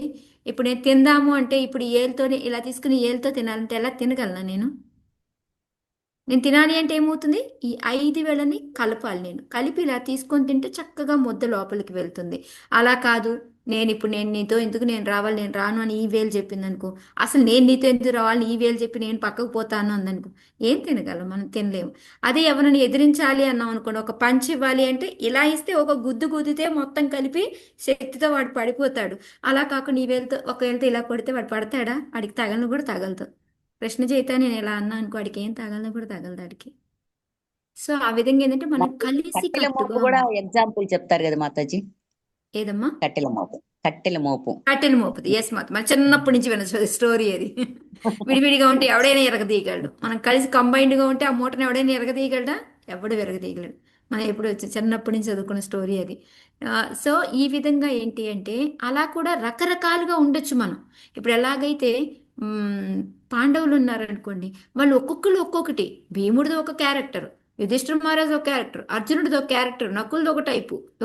బట్ వీళ్ళు 5గురు కలిసి రాజ్యాన్ని ఎంత చక్కగా పరిపాలించారు. ఎవరి అండతో పరిపాలించారు? యుధిష్ఠిర మహారాజుని పైన పెట్టుకొని వీళ్ళందరూ కలిసి విడివిడి ఫ్లవర్స్ అనమాట, కింద ఫ్లవర్ బొకే లాగా ఆయన ఉండి ఆయన చెప్పింది వినుకుంటూ ఒక్కొక్కసారి రకరకాల అభిప్రాయాలు ఉంటాయి. సో మనం కూడా ఇస్కాన్లో చూస్తే మనందరినీ రకరకాల వాళ్ళం అనమాట. బట్ మనందరికీ ఒక్కొక్కసారి డిఫరెంట్ డిఫరెంట్ ఒపీనియన్స్ ఉండొచ్చు. బట్ కానీ మనకి ఆ ఫ్లవర్ బొకే, ఫ్లవర్ వాజ్ లాగా మనకి రేవతి గోపి మాతాజీని సందర్శిస్తాం. సో మాతాజీ ఇట్లా ఉంది, సో మాతాజీ చెప్పింది ఓకే, ఇప్పుడు పెద్ద ఆవిడ ఈవిడ చెప్పారు కాబట్టి ఇదే కరెక్ట్ అని మనందరం వెళ్ళాలన్నమాట, ఫాలో అవ్వాలి. సో ఆ విధంగా మీరు భరత మహారాజుని తీసుకోండి, ఆయన కింద మీరు చేస్తూ వెళ్ళండి. సో ఆటోమేటిక్గా మీరు భగవంతుడికి నాకు చేసినట్టే అని చెప్పేసి దానివల్ల ఏంటంటే ప్రజాపాలన కూడా చక్కగా జరుగుతుంది అనేసి. సో ఒకసారి దీనికి ఒక చిన్న స్టోరీ చెప్తాను. ఒకసారి ఏంటంటే ఒక కింగ్ అనౌన్స్ చేస్తాడనమాట, ఒక రాజు నా రాజ్యానికి కొంతమంది మంచి మంచి మంచి వాళ్ళు పని చేయడానికి నాకు కావాలి, మంత్రులాగా వాళ్ళలాగా ఉంచుకోవడానికి కావాలి, అందుకని దానికి దండోరా వేస్తాడనమాట. సో ఒక ఊరు నుంచి ఒక 4 బయలుదేరతారు, గ్రామస్తులు బయలుదేరతారు. వాళ్ళు ఏమనుకుంటారు, ఇవాళ ఉదయాన్నే బయలుదేరుతున్నాం కదా, రాత్రిలోపు మనం రాజ్యం దగ్గరికి వెళ్తాము, సో అప్పుడు అక్కడికి ఆల్రెడీ ఉంటాం కాబట్టి మనల్ని పోటీలోకి తీసుకుంటారు అని అనుకుంటారు అనమాట. కానీ ఏంటంటే వాళ్ళ ఊరిని దాటి రాజ్యానికి రావాలంటే మధ్యలో ఒక చిక్కటి దట్టమైన అడవి ఉంటుంది అనమాట. సో వాళ్ళు ప్రయాణించుకుంటూ వస్తూ ఉంటారు. కానీ ఏంటంటే వాళ్ళు చాలా జాగ్రత్తగా నడవాలి కదా, ఆ దట్టమైన అడవిలో వస్తూ ఉంటే వాళ్ళు రాత్రికి అయ్యేటప్పటికి మధ్యలోనే ఆగిపోతారు. సో ఈ 4 ఇప్పుడు మధ్యలో ఆగిపోయారు. ఇప్పుడు ఏం చేయాలి? ఒక అతను ఏమన్నాడు, లేదు లేదు మనకి సేఫ్ కాదు, మనం ఎక్కడే ఆగిపోదాం, మనం ప్రయాణం చేయకూడదు, ఒక సేఫ్ ప్లేస్ చూసుకొని మనం ఇక్కడ ఉండిపోయి తెల్లారి పొద్దున బయలుదేరదాము. రాజు తీసుకుంటే తీసుకున్నాడు, లేకపోతే లేదు అంటాడనమాట. సో రెండో అతను అంటాడు, నాకు ఇక్కడ దగ్గరలో ఒక మంచి మంగళకరమైన ప్లేస్ తెలుసు, అక్కడ గుడి ఉంటుంది, నది కూడా పారుతూ ఉంటుంది, విష్ణు టెంపుల్ ఉంది, అక్కడికి వెళ్దాము, భగవంతుని కూడా దర్శనం చేసుకున్నట్టు ఉంటుంది, అక్కడ మనం జాగ్రత్తగా ఉండొచ్చు అని చెప్తాడనమాట. సరే అనేసి ఇతను, నేను ఆల్రెడీ చూస్తున్నాను కాబట్టి నాకు రూట్ తెలుసు, రండి వెళ్దాము అనేసి తీసుకొని వెళ్తాడనమాట. సో వాళ్ళందరూ వెళ్ళి ఆ గుడి దగ్గరికి వెళ్తారు. కానీ అదంతా చాలా చిన్న మండపం. ఇప్పుడు వీళ్ళు ఎంతమంది ఉన్నారు? 4 ఉన్నారు. అక్కడ ఉండేలాగా లేదు జాగా. సో ఇంకొకటి ఏం చేశాడు, ఎదురుగా అతనికి బ్యాంబూ, మన వెదురు ఉంటాయి కదా మొక్కలు, అవి ఉన్నాయన్నమాట. సో టకటక వెళ్ళాడు, వాటిని కొడతా ఉన్నాడు అనమాట. ఏంటబ్బా మిగతా చూస్తా ఉన్నారు, ఇడేం ఇలా కొట్టేస్తున్నాడు అనేసి వాటిని గబగబా కొట్టేశాడు, ఒక చిన్న హట్టు తయారు చేసేసాడు. ఇప్పుడు మనం ఇందులో చాలా సేఫ్గా ఉండొచ్చు, ఇందులో ఇబ్బంది ఉండదు, మనకి ఇందులో ఉండలేం కదా, ఇందులో ఉండొచ్చు అని చెప్పేసి మళ్ళీ అందులో ఒక అతను ఏం చేశాడు, గబగబా అక్కడి నుంచి దగ్గరలో ఏదో గ్రామం ఉందేమో చూడడానికి వెళ్ళేసి అక్కడ ఏం ఫుడ్ దొరుకుతుందో చూసేసి దాని ఫుడ్ని తినడానికి తీసుకొని వచ్చాడు అనమాట ఈలోగా. సో ఇతనేమో ఇల్లు కట్టి చిన్న హట్టు కట్టాడు, దీంట్లోకి ఫుడ్ తీసుకొని వచ్చాడు అనమాట. సో ఆ తర్వాత ఇంకొక అతను ఏం చేస్తున్నాడు, ఆ వెదురు ముక్కల్ని కట్ చేశాడు కదా, కొన్ని కొన్ని కర్రలు ఉన్నాయి కదా, ఒక అతని దగ్గర కత్తి ఉందనమాట, అతను ఏం చేశాడు, ఆ కత్తితోటి ప్రతిదాన్ని ఏం చేశాడు, బాగా ఈ నునుపు మనకి ఏంటంటే ఒక కోన్లా తయారు చేస్తాం కదా మాతాజీ, అట్లా తయారు చేశాడు అనమాట. ఆ కర్రని చివరిని ఎడ్జిని ముళ్ళులాగా అనమాట తయారు చేసి అందరికీ తలా ఒకటి ఇచ్చాడు. సో మనం ఇక్కడ ఉన్నప్పటికీ కూడా జంతువులు వస్తూ ఉంటాయి కాబట్టి మనకి ప్రాణ భయం లేకుండా ఉంటుంది. ఎవరి కాళ్ళే ఒకటి పెట్టుకోండి, మీ అందరి దగ్గర ఏమీ లేదు, నా దగ్గర అయితే కత్తి ఉంది, మీ దగ్గర ఏమీ లేదు కాబట్టి పెట్టుకోండి. ఏదైనా యానిమల్ దగ్గరకు వచ్చినా మనం ఆ కర్రను చూపించి భయపెట్టచ్చు, లేదా ఒక్కోసారి గుచ్చినా కూడా అది పొడుచుకుంటది కాబట్టి మనకి ప్రాణ భయం ఉండదు, అందుకని దీన్ని పెట్టుకుందాము అనేసి. సో నలుగురు అందరూ కూడా వెళ్ళారు, శుభ్రంగా పడుకున్నారు, హాయిగా పొద్దున్నే లేచారు, ప్రశాంతంగా తిన్నారు, పడుకున్నారు, ప్రాణభయం లేదు, లేచారు పొద్దున్నే మళ్ళీ బయలుదేరి మధ్యాహ్నానికల్లా రాజ్యానికి వెళ్ళారనమాట. వెళ్తే రాజు అడుగుతాడు, ఇదేంటి ఇప్పుడు వచ్చారు మీరు, నిన్న కదా నేను రమ్మన్నాను, ఇప్పుడు దాకా మీరు ఎందుకు రాలేదు, ఏం చేశారు అని అడిగితే ఇది జరిగిందంతా కూడా చెప్తారనమాట. చెప్తే వెంటనే రాజు అంటాడు, అక్కడ ఉన్న మంత్రిని పిలిచి వీళ్ళ నలుగురిని అపాయింట్మెంట్ చెయ్యి అంటాడనమాట. అదేంటి నిన్న అంతమంది వస్తే అంతమందిని వదిలేసి వీళ్ళ నలుగురిని ఎందుకు పెడుతున్నారు అని అడిగితే, ఎందుకు వీళ్ళ నలుగురిని పెట్టారు చెప్పండి. వాళ్ళందరూ యూనిటీగా ఉన్నారు, యూనిటీగా ఉండి ఒక మంచి పని చేసి వాళ్ళు రక్షించుకున్నారు, పక్క వాళ్ళని రక్షించారు. వాళ్ళకి మంచి ఆలోచన ఉంది మాతాజీ. అంత అంటే అడవిలో రకరకాల మనుషులు అయినప్పటికీ కూడా ఇందాక కనకొల్లి మాత చెప్పిన మీరు అందరు చెప్పినట్టు యూనిటీగా. ఇప్పుడు ఏంటి, బ్రాహ్మణుడు ఏం చేస్తాడు, టెంపుల్కి తీసుకెళ్ళాడు, అతనేంటి బ్రాహ్మణ లక్షణాలు ఉన్నాయి కాబట్టి రండి మనం టెంపుల్ దగ్గరికి వెళ్దాం, అక్కడ దర్శనం చేసుకుంటే భగవంతుడు మనల్ని కాపాడుతాడు అని చెప్పి తీసుకెళ్ళాడు. ఇంకొక అతను వైశ్య వృత్తి కలిగిన అతను కాబట్టి అతను ఏం చేశాడు, నేను ఫుడ్ తీసుకొచ్చి ఇవ్వాలి కాబట్టి నేను అందరికీ ఫుడ్ ఉండేలాగా అతను చూశాడు. ఇంకొక అతను శూద్రుడు, నేను కష్టపడడం వచ్చు, నేను ఇల్లు కట్టి వేస్తాను, గబగబా చిన్న హట్టు కట్టేస్తాను అని హట్టు కట్టాడు అనమాట. క్షత్రియుడిగా ఉన్న అతను ఏం చేశాడు, నాకు రక్షణగా కత్తి ఉంది మీకు లేదు కదా అని ప్రతి ఒక్కరికి కత్తి లాంటి దగ్గర పెట్టాడు అనమాట. సో వీళ్ళకి రకరకాల ఆలోచనలు ఉన్నప్పటికీ కూడా ప్రతి ఒక్కరిని సంభాలించుకొని అందరూ కలిసికట్టుగా పని చేసుకొని హ్యాపీగా అంత పెద్ద అరణ్యాన్ని కూడా దాటుకొని ఇక్కడికి రాగలిగారు, చిన్న ప్రాబ్లం కూడా రాకుండా అని చెప్పేసి. ఇలాంటి వాళ్ళు నా రాజ్యాన్ని ముందుకు తీసుకెళ్ళగలుగుతారు, వీళ్ళు హ్యాపీగా వెళ్ళి పెట్టుకోవచ్చు అని పెట్టుకున్నాడు అనమాట. సో అందుకని మనం కూడా ఏంటంటే రకరకాల మనుషులు ఉంటాము. ఇప్పుడు మనకి మాతాజీ పద్మాక్షి మాతాజీ ఉన్నారనుకోండి, పూలు మాలలు కట్టడంలో ఉంటుంది మాతాజీ, ఒక్కొక్కళ్ళు ప్రోగ్రామ్ అరేంజ్ చేయడంలో ఉంటారు, ఒక్కొక్కళ్ళు వంట వండడంలో బాగుంటారు, ఒక్కొక్కళ్ళు క్లీనింగ్ సెక్షన్లో బాగుంటారు, ఒక్కొక్కళ్ళు ప్లానింగ్ సెషన్లో బాగుంటారు. బట్ మన ఐడియాలు అన్నీ కలుపుకొని మన ప్రోగ్రామ్ని ఎలా సక్సెస్ చేయగలము, కలిసికట్టుగా ఉంటేనే చేయగలము. అందుకని ఇక్కడ ఈయన ఇంత ఇదిగా వాళ్ళకి చెప్పడం, భరత మహారాజు ఉంటే అతను కరెక్టే, మీ అందరికన్నా కూడా బెస్ట్ పర్సన్ అతను రాజుగా ఉంటాడు, మీరందరూ అతనికి హెల్ప్ చేయండి, అప్పుడు నాకు సాయం చేసినట్టే రాజ్యపాలన కూడా చాలా చక్కగా జరుగుతుంది అనేసి చెప్పారనమాట. సో ఇక్కడ మనకి ప్రపాదుల వారు ఏంటంటే ఆ హృదయం నుంచి ఎందుకు వచ్చారు అనేది ఇందాక నేను మీకు చెప్పాను కదా, సంతానం అనేది హృదయంలో ఉన్న లక్షణాలను బట్టి మనకి వీర్యం వదులుతుంది కాబట్టి దాన్ని బట్టి అని చెప్పేసి, అందుకని మనకి గర్భధాన సంస్కారం అనేది చాలా ఇంపార్టెంట్ అనేది ప్రపాదుల వారు రాసుకొచ్చారనమాట. మన సంతానం చాలా మోస్ట్ ఇంపార్టెంట్ అని.